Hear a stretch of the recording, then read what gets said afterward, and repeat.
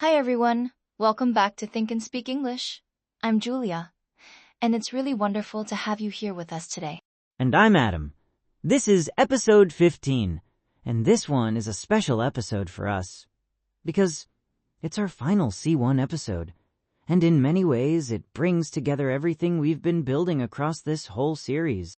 It really does, and a topic today feels like a natural place to arrive at after everything we've covered. Because today we're talking about interviews and presentations in English, how to speak clearly and confidently in high-stakes situations, how to structure your responses so they land well, how to handle questions you weren't expecting, and how to maintain composure when the pressure is real. And I want to say something at the start, before we get into any of that. This is not an episode about performing. It's not about becoming a different person when you walk into an interview room or stand up in front of a group. It's about being a clear, composed, grounded version of yourself in English. Which is actually the hardest version of this to teach, because it requires you to trust yourself.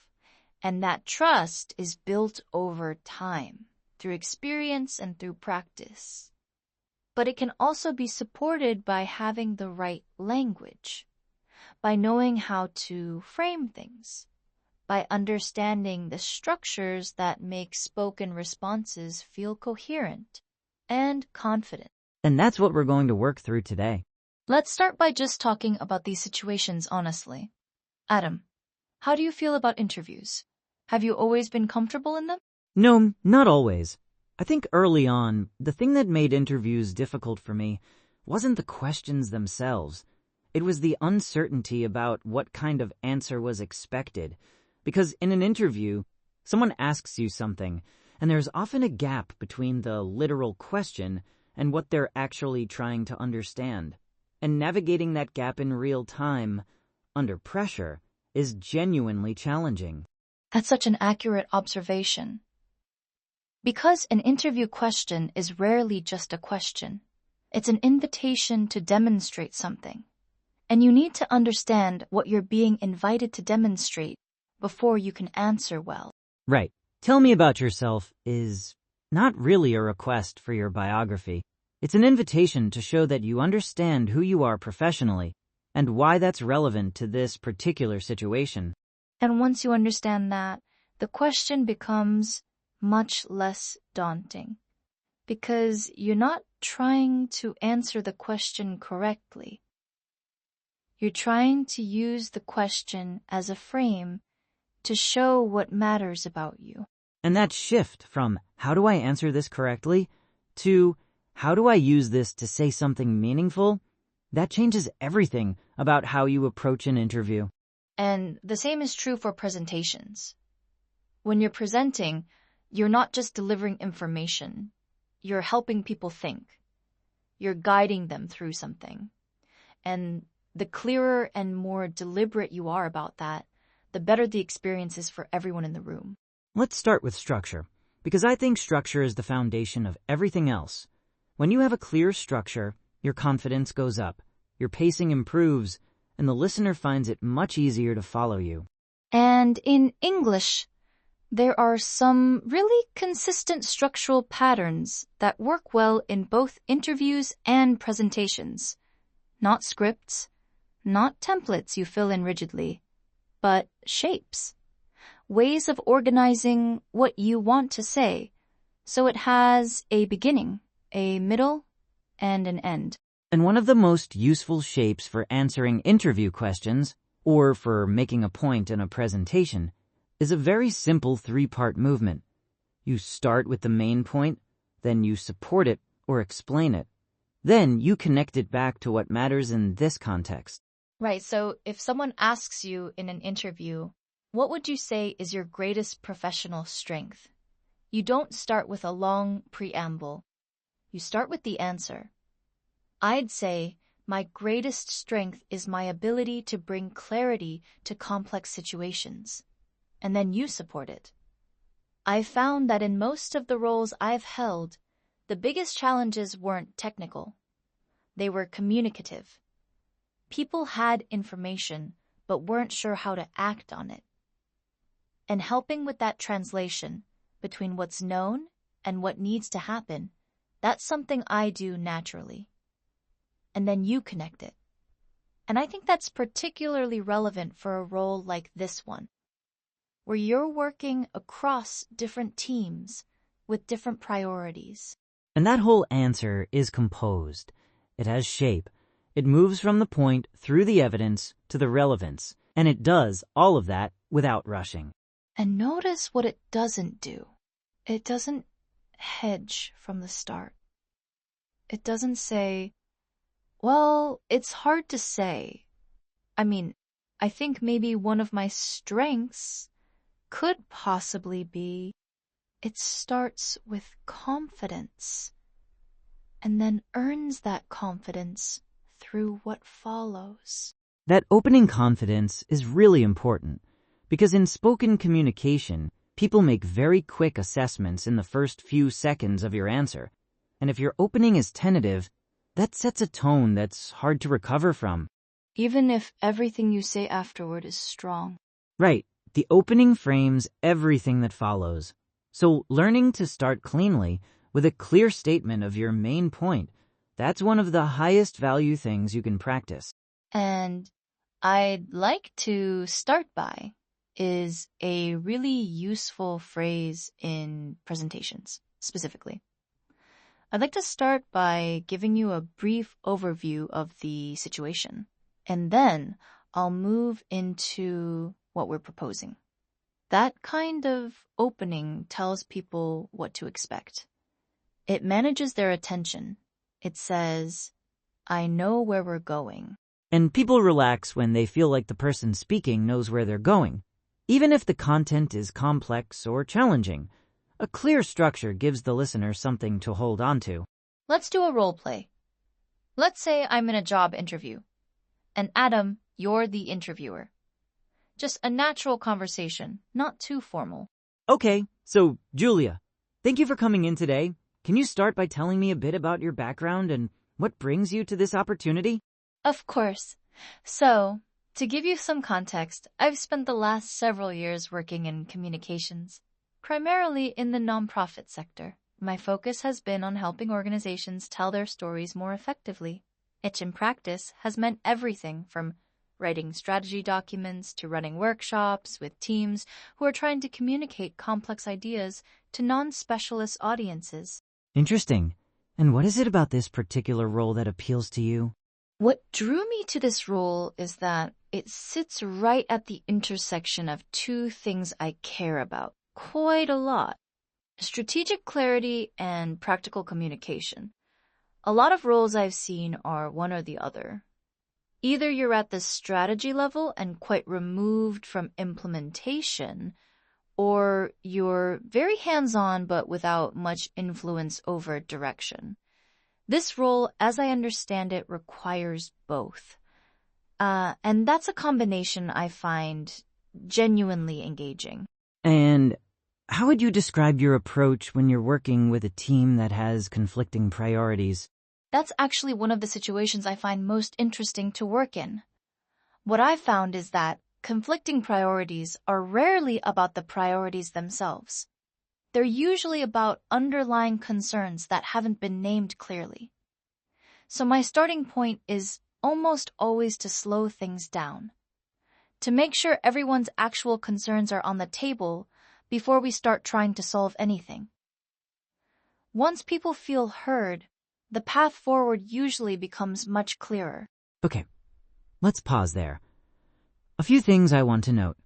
Julia started her introduction with, to give you some context. That phrase does something very specific. It signals that useful background information is coming. It's not the answer yet, but it's preparing the ground for the answer. Right, and it's a small but meaningful signal that you're thinking about the listener's experience. You're not just downloading your own background. You're framing it in a way that makes it useful to them. And in the second answer, what drew me to this role rather than, I applied for this job because, small difference, but what drew me sounds more considered, more like a genuine reflection and less like a prepared answer. And in the third answer, the one about conflicting priorities, I started with a reframe. I said, that's actually one of the situations I find most interesting to work in. Which is honest, but it also immediately signals a particular kind of orientation.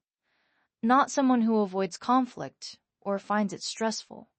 Someone who finds it a productive challenge. And then the answer itself had a clear logic. Observation, method, outcome. Conflicting priorities come from unnamed concerns. My approach is to slow down and name them. Once that happens, the way forward becomes clearer. 3 moves, clean and confident. Let's talk about handling unexpected or difficult questions.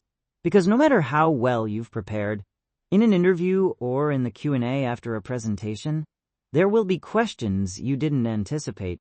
And the way you handle those questions often matters more than the actual content of your answer. Because what an unexpected question really tests is not what you know. It's how you think under pressure.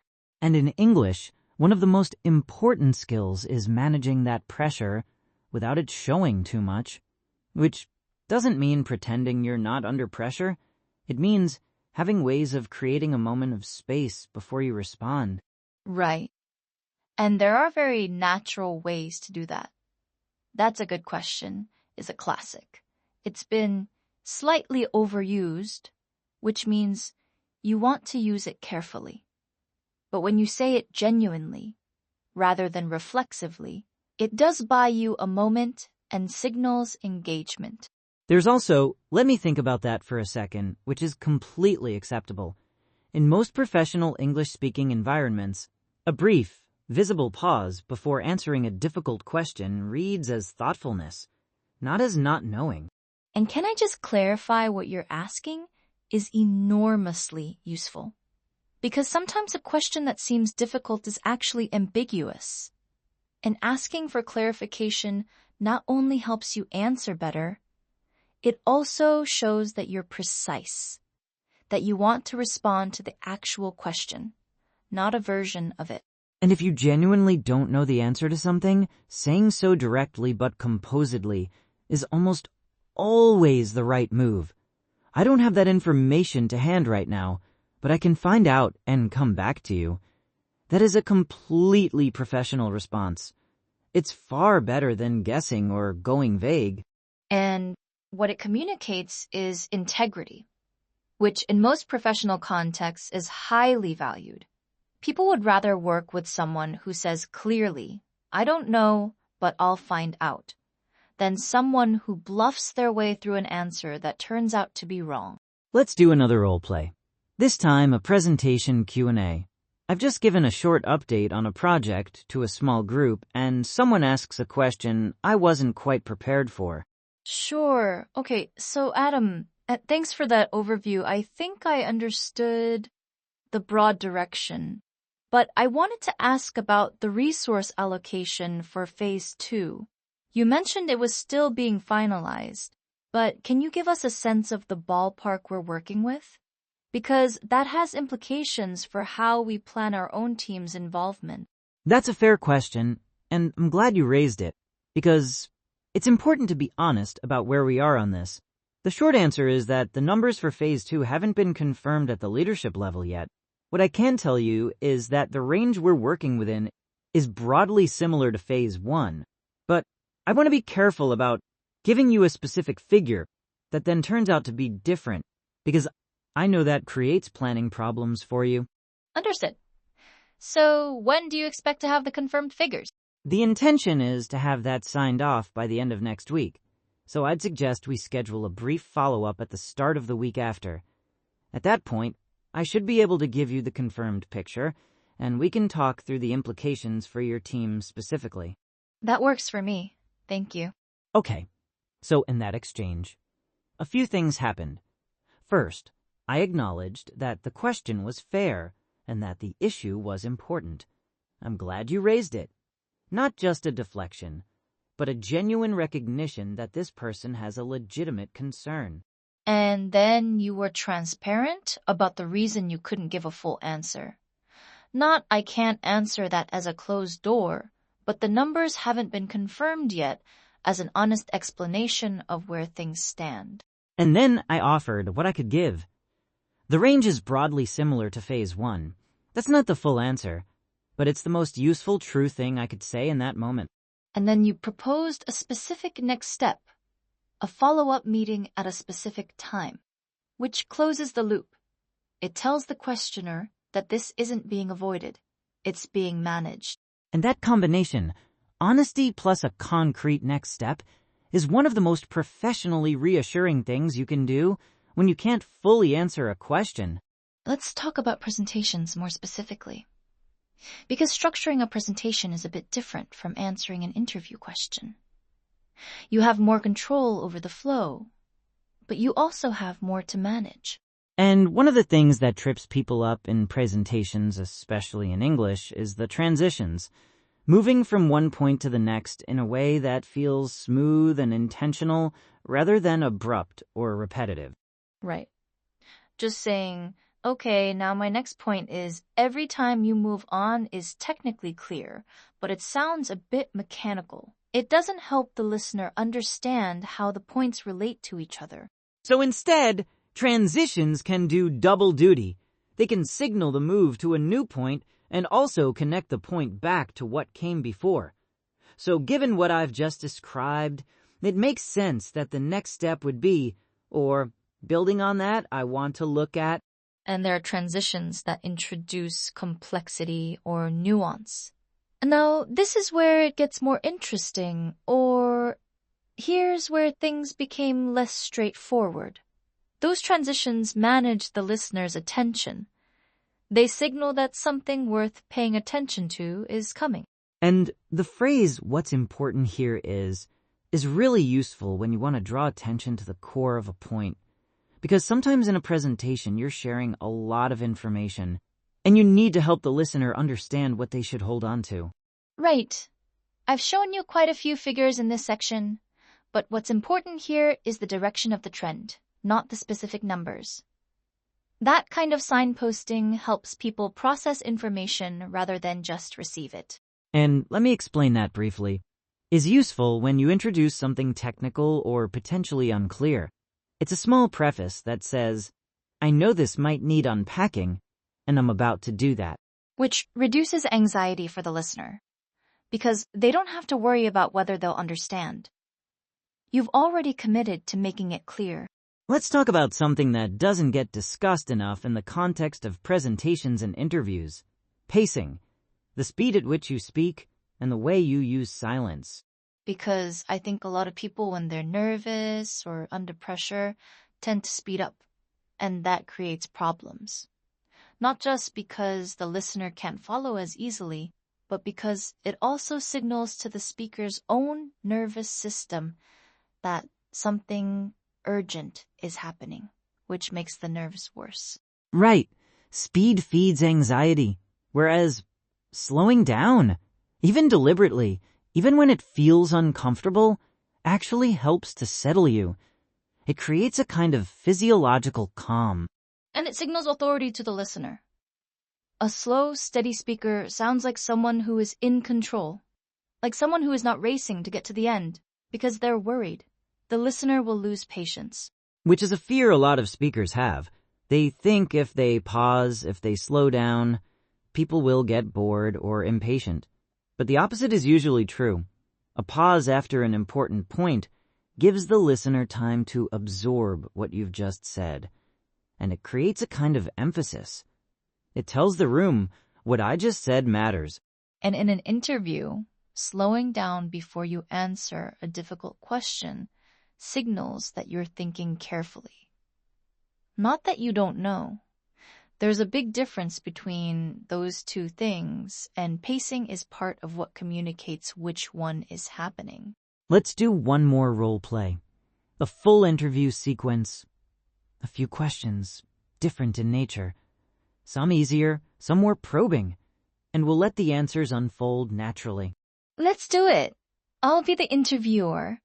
So, Adam, this role involves quite a bit of independent decision-making. Can you give me an example of a situation where you had to make a significant decision without much guidance or support? Yes, certainly. I'd like to take a recent example if that's useful.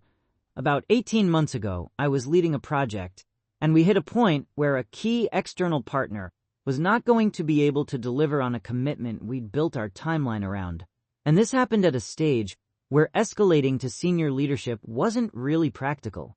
They were dealing with a separate organizational issue, and the window for action on our side was quite short. What did you do? So I took a couple of hours, which felt like a luxury but was actually necessary, to map out the options clearly before doing anything. What I was trying to avoid was making a fast decision that felt confident but wasn't actually grounded. I identified 3 possible paths. One was to hold the timeline and absorb the risk of the partner failing to deliver. One was to find an alternative quickly, which had cost and quality unknowns. And the third was to adjust the timeline proactively and communicate that early, which had stakeholder management implications, but reduced the operational risk significantly. And which did you choose?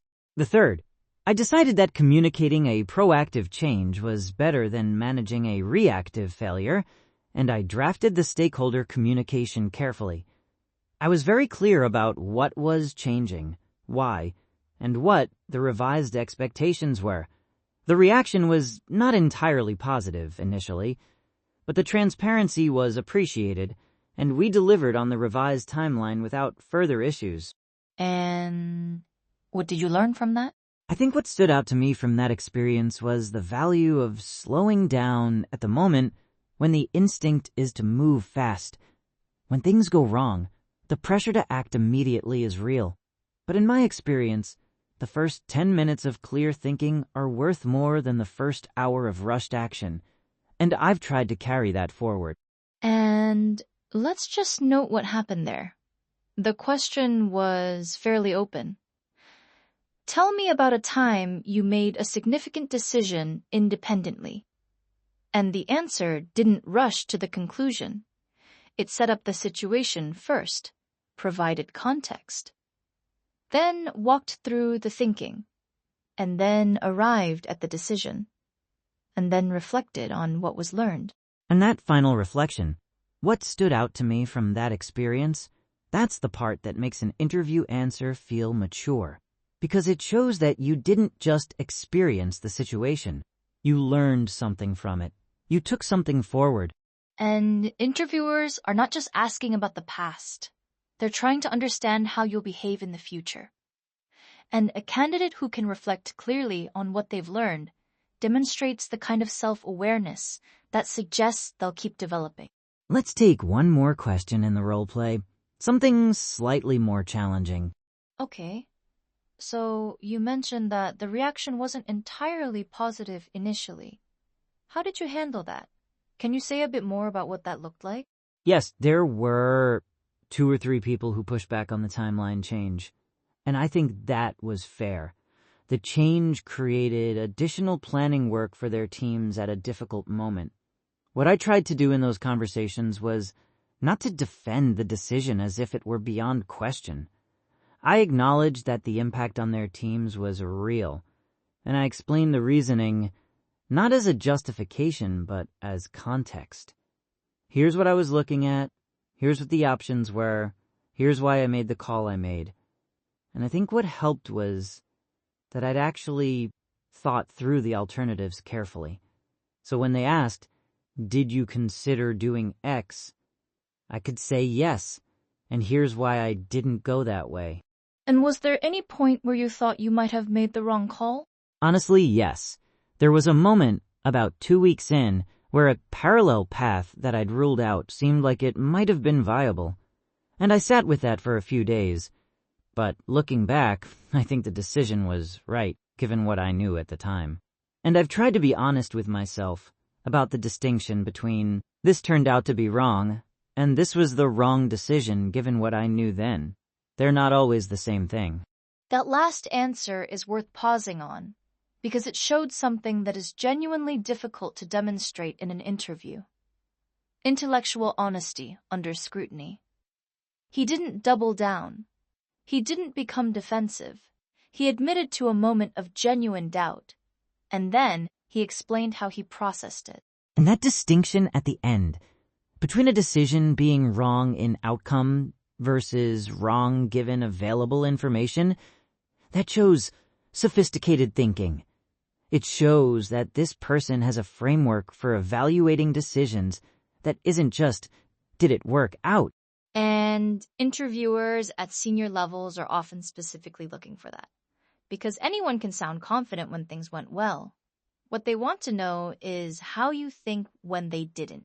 Let's spend a moment on cultural mindset, because I think there are a few things worth naming about how interviews and presentations tend to work in English language professional cultures. Yes.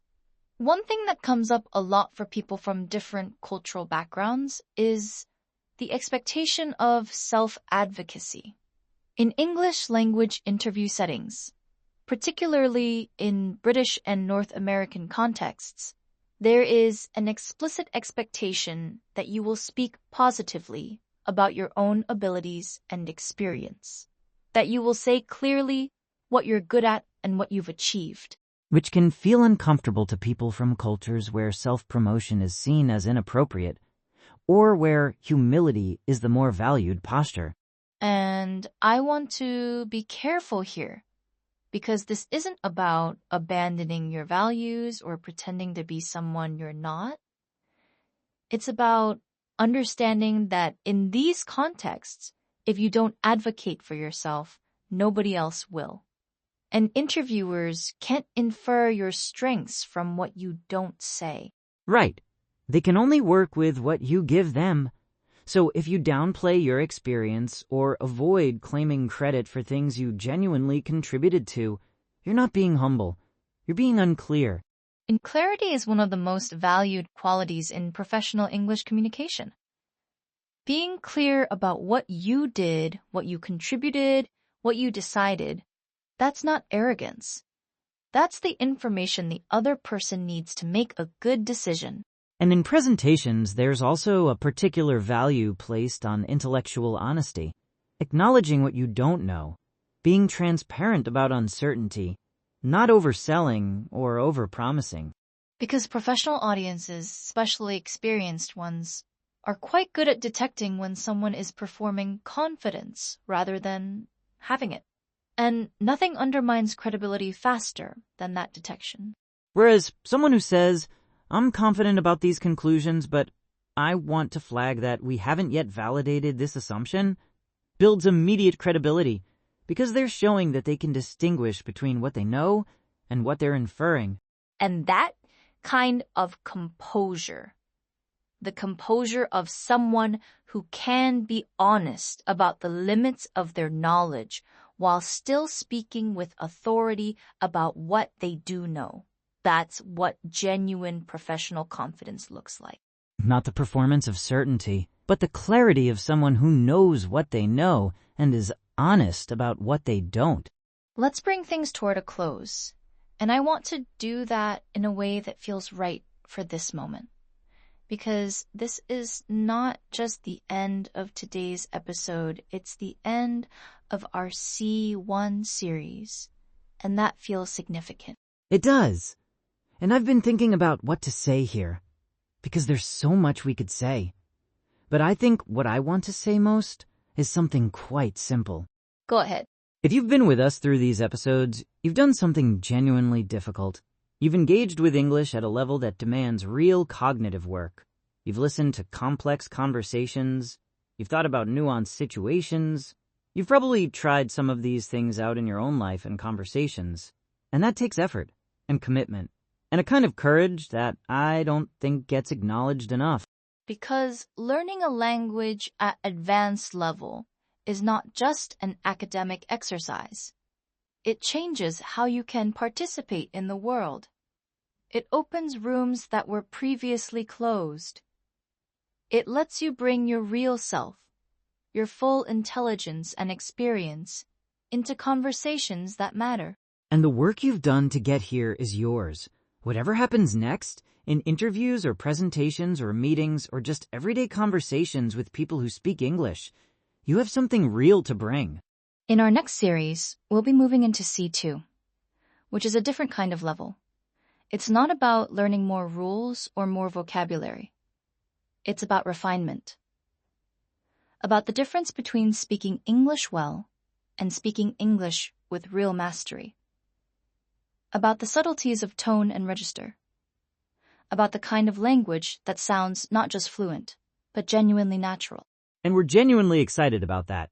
But for now, take a moment and acknowledge where you are, because you've earned it. Thank you for being here with us through this whole C1 journey. It has been a genuine pleasure to think through these things with you. And we'll see you in the C2 series. Until then, keep speaking, keep listening, keep being curious about the language, and keep trusting yourself. This is Think and Speak English. Goodbye, everyone. Take good care of yourselves. Goodbye. See you in the next series.